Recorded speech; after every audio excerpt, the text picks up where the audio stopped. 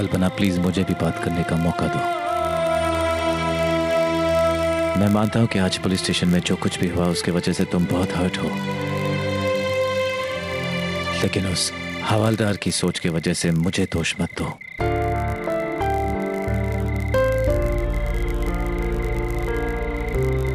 तुम कहती हो कि दो दुनियाएं, लेकिन इस दुनिया में ही अलग किस्म के लोग होते हैं।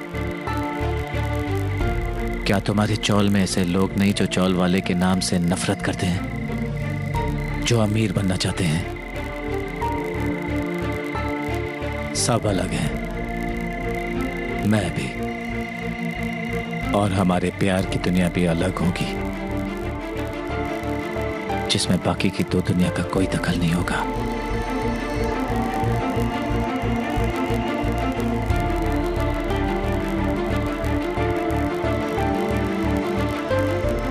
मेरी तरफ देखो कल्पना, मेरी आंखों में देखो। क्या इनमें तुम्हें अपने लिए प्यार नहीं दिखता? अपने लिए इज्जत नहीं दिखती? क्या तुम्हें तुम्हारी जगह नहीं दिखती? फर्क है लोगों की सोच में,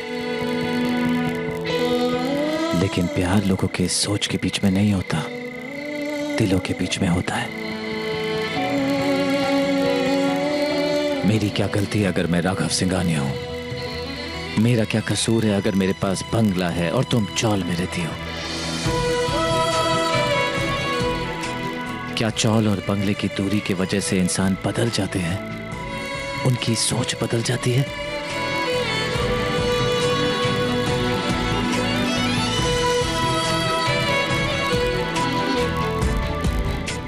बदल देती है सर, बदल देती है। आप नहीं जानते, एक बेटी जो अपनी माँ की ताकत है, उसकी माँ जो उसका गुरूर है, जब सबके सामने उसकी माँ का अपमान हो तो उस पर क्या बीतती है?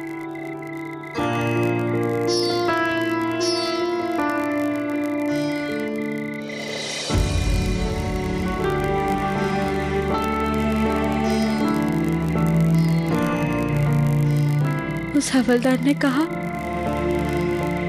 कि मुझ में बहुत गर्मी है, उतारूं? सुनकर तो मेरा दिमाग सुन हो गया।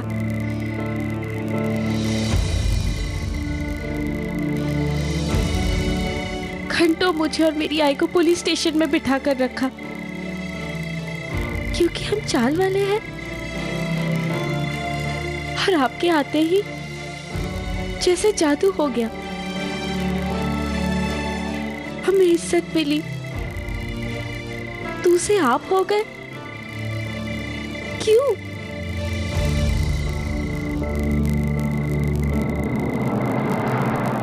जब हमारे बीच की दूरी को देखकर उस हवलदार की सोच बदल सकती है, तो फिर कैसे हमारी सोच में फर्क नहीं होगा सर? सच ये है सर कि प्यार की तीसरी दुनिया सिर्फ सपना है।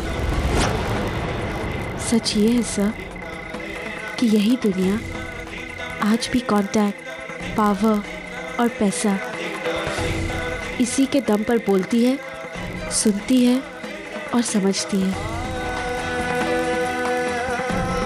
जो मेरे पास नहीं है सर, लेकिन आपके पास बेशुमार है।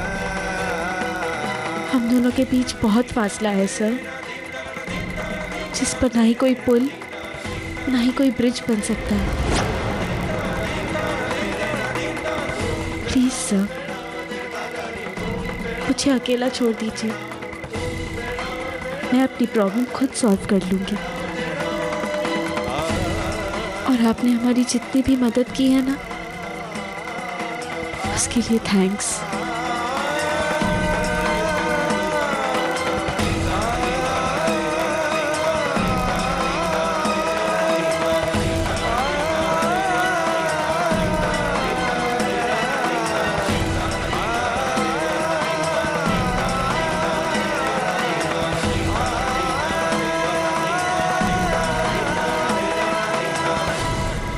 ये बात सच है कि तुम्हारे जैसे मुसीबतें मैंने शायद झेली नहीं होगी,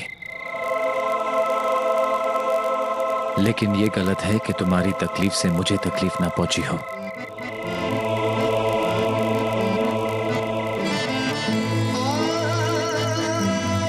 लेकिन एक पुल है, एक ब्रिज है कल्पना, जिससे एक की तकलीफ दूसरे तक, एक की खुशी दूसरे तक आती जाती रहती है।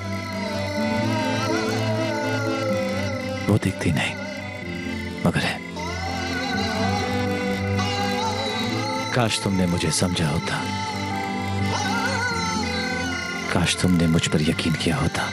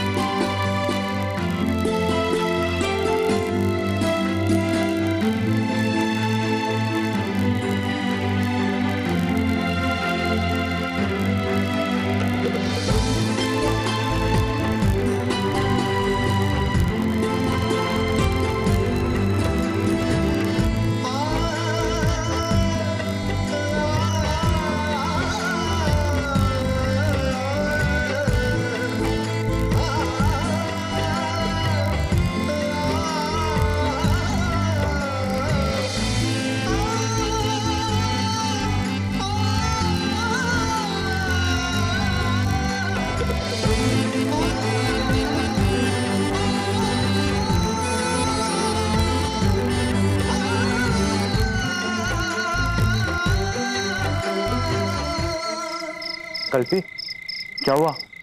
सब ठीक तो है ना? आई और बाबा किधर हैं? ऊपर। चल ऊपर चल।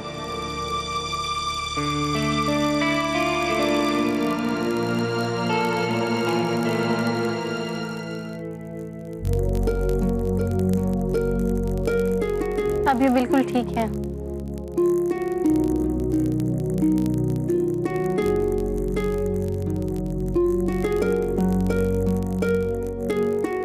कहीं कोई प्रॉब्लम नहीं है, अब आप इन्हें घर ले जा सकती हैं। Thank you doctor.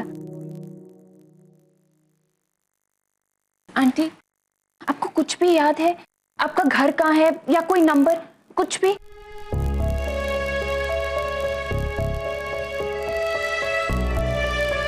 आंटी, आप कहाँ जा रही हैं?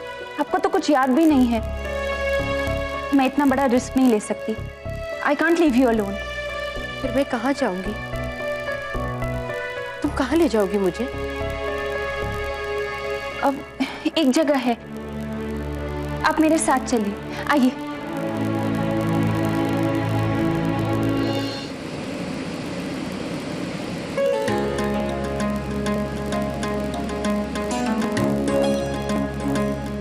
अब क्यों नखरे कर रहा है विट्ठल? थोड़ा सा तो खा ले। तुझे पता है, मुझे कभी कभी ऐसा लगता है कि मेरे 2 नहीं 3 बच्चे हैं, और जो सबसे बड़ा है सबसे ज्यादा जिद्दी है। आई, ये सब क्या हुआ? अरे चोट कैसी? तू ठीक तो है आई? मैं ठीक हूँ पक्या। आई, मुझे लालचंद ने सब कुछ बता दिया है। आई, कौन थे वो गुंडे? उन्होंने तुझ पे हमला क्यों किया? मैं छोड़ेगा नहीं उन लोगों को। पक्या, क्रोध को पालना सीख। बाबा ऐसे कैसे? शांत हो जा पक्या। मुझे खुद नहीं पता कि वो लोग कौन थे और ताई को क्यों मारना चाहते थे। आई, तू दूसरों के लिए अपनी जान जोखिम में क्यों डालती है? अगर तुझे कुछ हो जाता तो हम सब पर क्या होता?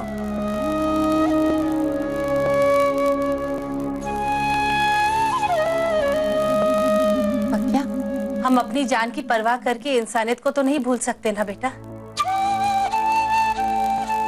उस अनजान की मदद की, इसीलिए बापा ने मुझे तुम जैसे बच्चे दिए, तुम जैसे 2 बच्चों का प्यार दिया है,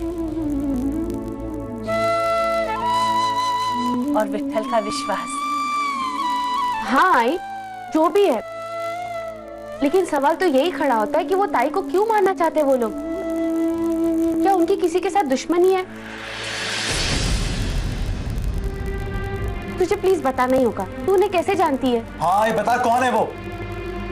बेटा, बहुत पुरानी बात है, 20 साल पहले की। मैं और तेरे बाबा मंदिर में गए थे। तब एक औरत को हमने भागते हुए देखा जिसके पीछे 3 खूंखार गुंडे लगे हुए थे। उस औरत के सर पे बहुत बड़ी चोट थी, खून बह रहा था और ऐसा लग रहा था कि वो गुंडे उस औरत को जान से मारने के लिए उसका पीछा कर रहे हैं।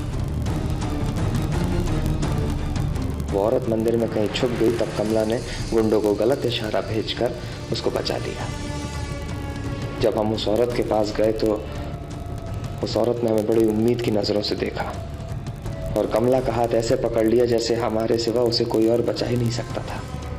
बस उन्होंने जो हाथ थामा, मैं आज तक उसे छोड़ नहीं पाई बेटा। कपड़े से तो बहुत अच्छे घर की लगती थी, लेकिन वो कौन थी, कहां से आई थी, क्या नाम था, कहां रहती थी, हमें कुछ पता नहीं था, क्योंकि उन्हें कुछ भी याद नहीं था। वो अपनी याददाश्त खो चुकी थी, सब भूल चुकी थी वो। मैं नहीं चाहता था कि कमला उस औरत की मदद करे, क्योंकि हम खुद उस समय खराब हालत से गुजर रहे थे। लेकिन कमला का मन नहीं माना और वो उसे अपने साथ ले आई। फिर हमने एक अच्छे से आश्रम में उनको वहां भेज दिया। और 2 हफ्ते पहले वहां से फोन आया कि ताई के रूम में आग लगी है, शॉर्ट सर्किट हुआ है और वो लोग उन्हें वहां वापस रखना नहीं चाहते थे, इसीलिए मैं उन्हें यहां लेकर आई। अब तुम लोग ही बताओ मैं क्या करती, कहां लेकर जाती इन्हें। लेकिन आई, इतने सालों बाद भी अगर किसी ने उन्हें पहचान लिया और उन्हें दोबारा मारने की कोशिश की तो मुझे लगता है कि कोई बहुत बड़ी वजह होगी। पता नहीं क्या है, क्या मिलता है लोगों को मारकर, क्या हासिल कर लेंगे। कोई रिश्ता तो है नहीं, लेकिन दर्द बहुत होता है। पता नहीं ताई किस हाल में होगी, कैसे होगी। बाबा ताई की रक्षा कर।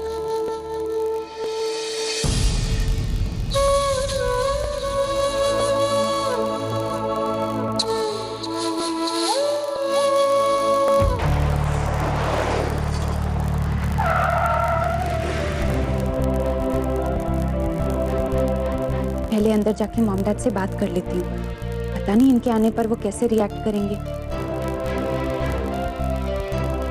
आंटी आप यहीं पे रुकिए, मैं अंदर जा रही हूँ। आपको कोई प्रॉब्लम तो नहीं होगी ना? नहीं।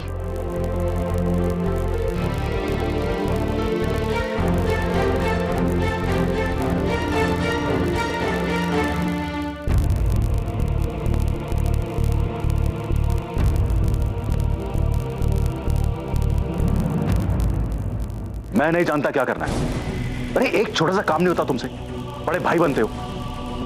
कुछ भी करो, उसको ढूंढो ढूंढो और उसको मार डालो। मुझे हर हाल में उसकी लाश चाहिए, समझे? एक काम तुम ढंग से नहीं करा सकते हो क्या? अब क्या करेंगे?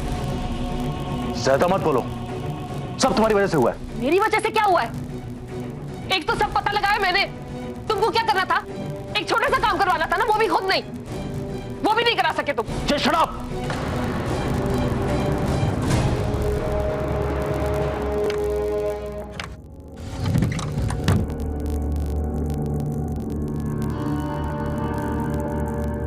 मेरे ऊपर क्यों चिल्ला रहे हो?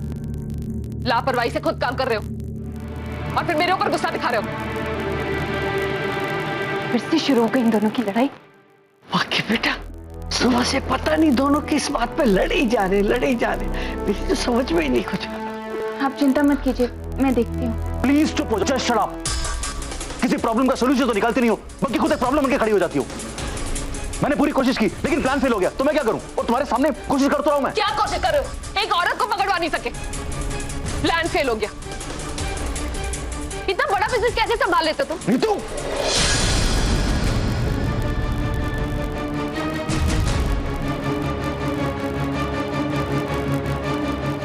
यही बाकी रह गया था ना? उठाओ हाथ, रुक क्यों गए? उठाओ ना हाथ। सब मेरी गलती है, मुझे तुम्हें उसके बारे में बताना ही नहीं चाहिए था। Just shut up!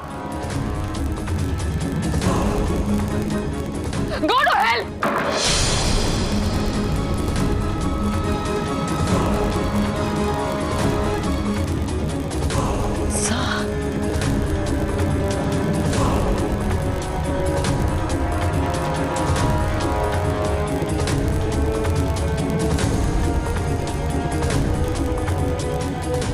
इन लोगों को तो अपनी प्रॉब्लम से फुर्सत नहीं है, इन बेचारी आंटी की क्या हेल्प करेंगे। बस सिली ऑफ मी, जो सोचा ही नहीं यहाँ ले आऊं। नहीं, मैं उन्हें यहाँ नहीं रख सकती।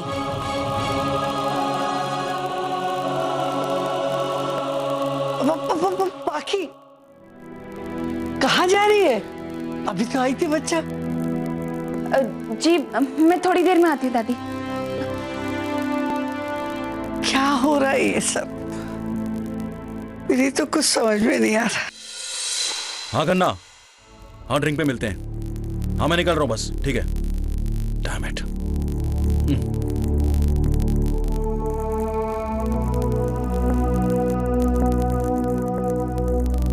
क्लब 8 चलो। जी सर। इन औरतों से भी कोई जीत नहीं सकता।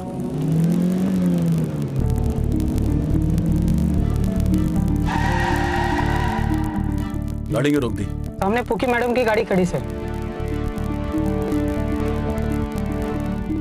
ओह माय गॉड।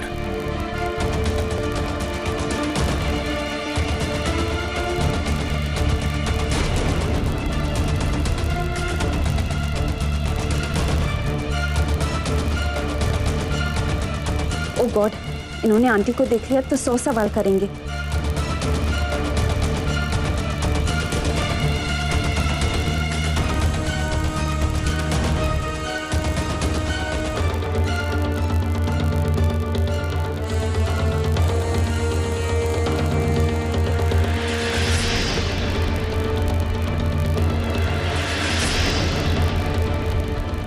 डैड,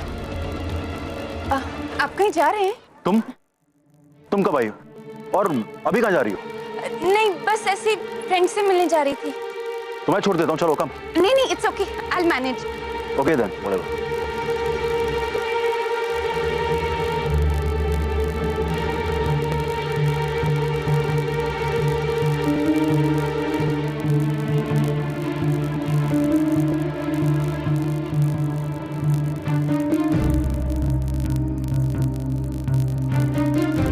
अब मैं इनको लेकर कहाँ जाऊं?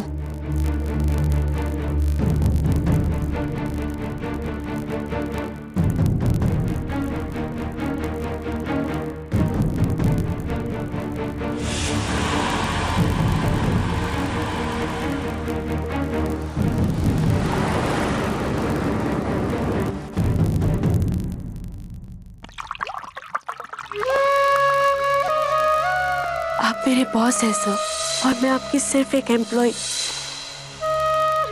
सच ये है सर कि प्यार की तीसरी दुनिया सिर्फ सपना है। हम दोनों के बीच बहुत फासला है सर, जिस पर ना ही कोई पुल ना ही कोई ब्रिज बन सकता है।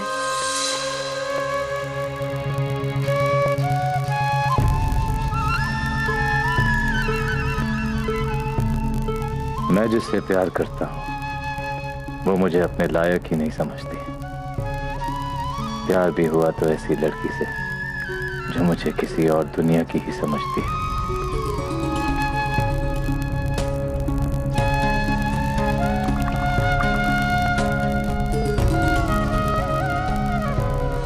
मुझे अकेला छोड़ दीजिए,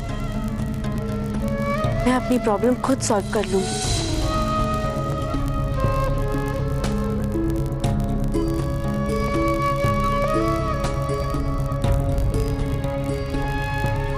क्या हो रहा है मुझे? मैं इतना परेशान हूं, लेकिन कल्पी को मेरा प्यार समझ में ही नहीं आ रहा। क्या वो मुझे हमेशा गलत ही समझती है? क्यों? क्या करूं जो उसे लगे कि मैं उसकी केयर करता हूं?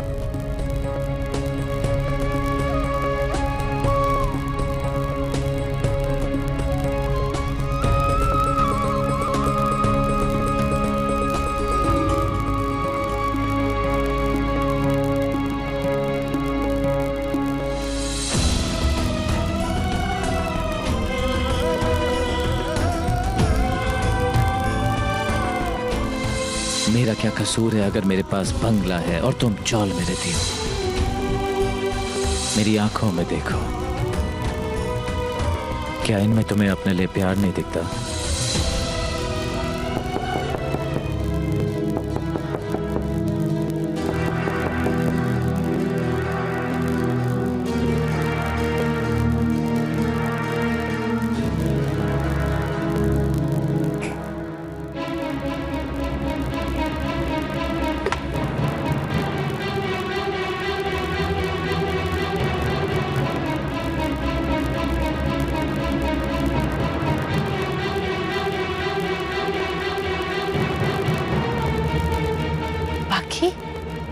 इस समय बेटा वो काम ही कुछ ऐसा था कि मुझे यहाँ आना पड़ा।